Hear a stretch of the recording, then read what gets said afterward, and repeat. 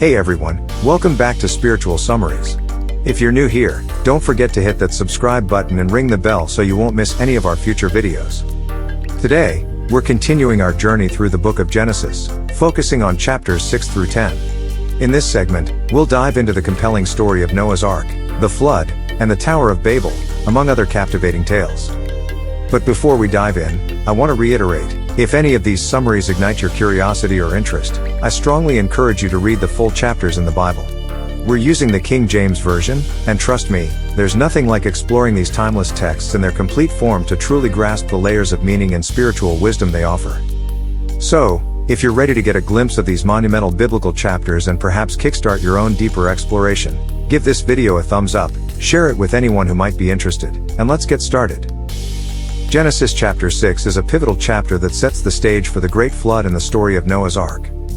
Wickedness of humanity. The chapter starts by noting that the human population has grown.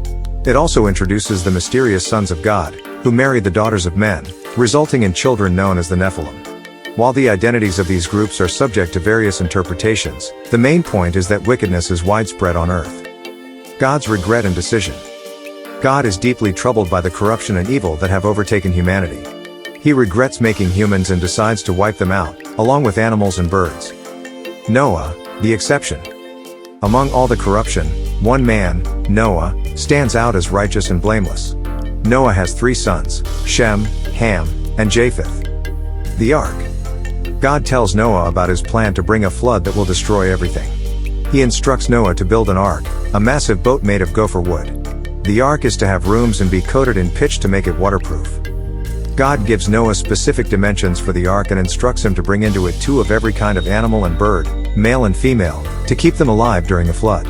In addition, Noah and his family are to bring enough food for everyone. Noah's obedience. The chapter closes by noting that Noah does everything exactly as God commands him.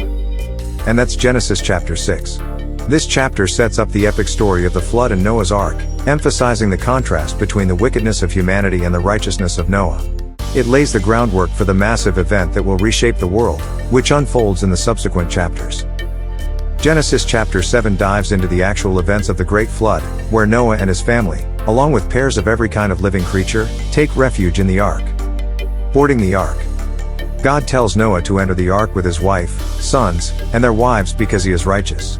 Along with them, 7 pairs of every kind of clean animal and bird, as well as 1 pair of every unclean animal, are to be brought into the ark. The reason for the 7 pairs of clean animals is likely to have enough for sacrifices and for eating.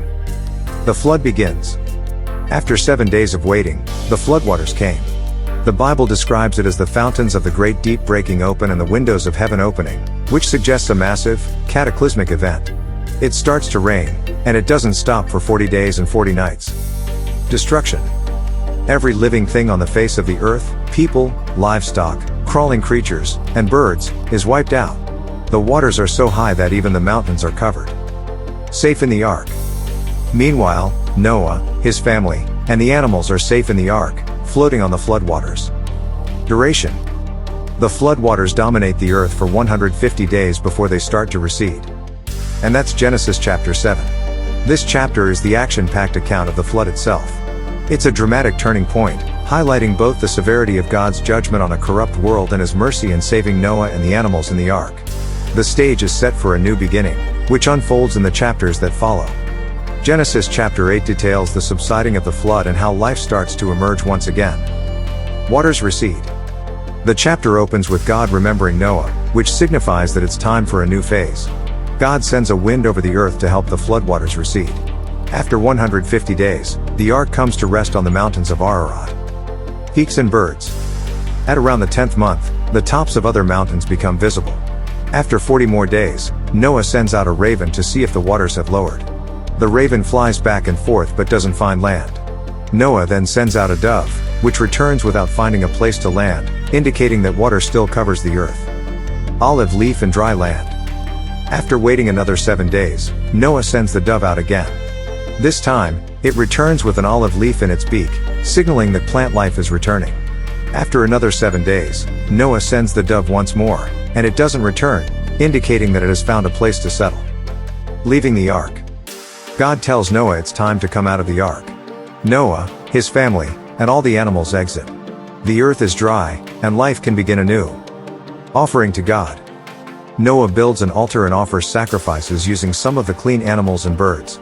God is pleased with the offerings and makes a promise in his heart that he will never again destroy all living creatures with a flood, even though humanity's inclinations are evil from youth.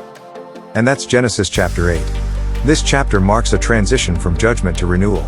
The earth is no longer a watery chaos but is ready to support life again. Noah's actions of sending out the birds act as small steps towards reclaiming the earth, and his sacrifice symbolizes thanksgiving and a renewed relationship with God. Genesis chapter 9 lays out the new world order after the flood, including God's covenant with Noah and some key moments in the lives of Noah and his sons. The new commandments. As Noah, his family, and the animals leave the ark, God blesses them and says to be fruitful and multiply, and replenish the earth. God also establishes new rules. Now, animals will fear humans, and humans can eat animals, not just plants. However, they must not eat meat that still has the animal's lifeblood in it. The covenant and the rainbow. God makes a covenant, a special promise, with Noah, his descendants, and all living creatures. Never again will a flood destroy all life on earth. As a sign of this everlasting covenant, God sets a rainbow in the clouds. Noah's vineyard and drunkenness. Noah becomes a farmer and plants a vineyard. He makes wine, becomes drunk, and is found naked in his tent by his youngest son, Ham. Ham's disrespect, Shem and Japheth's respect. Ham tells his brothers about their father's nakedness, seemingly with a lack of respect.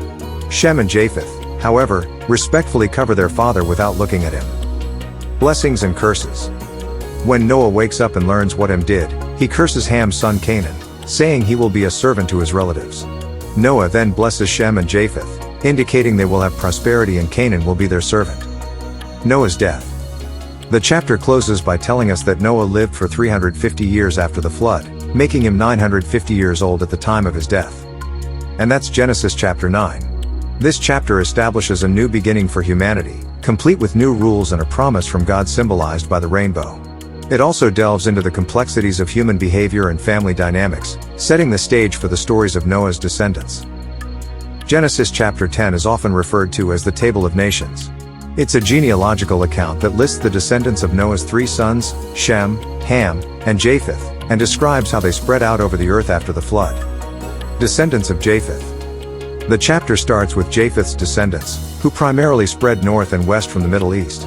Notable descendants include Gomer, Magog, and Javan, who are ancestors to various groups in Europe and Asia Minor. Descendants of Ham. Ham's descendants mostly settle in Africa, the Arabian Peninsula, and other parts of the Middle East. Among the notable descendants are Cush, Egypt, also known as Mizraim, and Canaan. The Canaanites become significant later on as the people who inhabit the land that Israel will eventually conquer. Nimrod, a mighty hunter. One standout figure among Ham's descendants is Nimrod, a mighty hunter before the Lord, who is credited with founding several cities, including Babylon. Descendants of Shem. Shem's descendants primarily settle in the Middle East, and they include key ancestors of the Israelite and Arab peoples. Notable descendants are Elam, Ashur, and Arphaxad. Tower of Babel teaser. The chapter closes with a brief reference to the descendants of Eber, one of Shem's descendants. This sets the stage for the story of the Tower of Babel, where the diversity of human languages is introduced. Overall purpose. The chapter essentially acts as a framework for understanding the spread of different peoples after the flood, and it sets the stage for the specific line of Shem, through which Abram, later renamed Abraham, will come. And that's Genesis chapter 10. It serves as an important link between the flood narrative and the stories of the patriarchs that follow, giving a bird's-eye view of how humanity spread and diversified.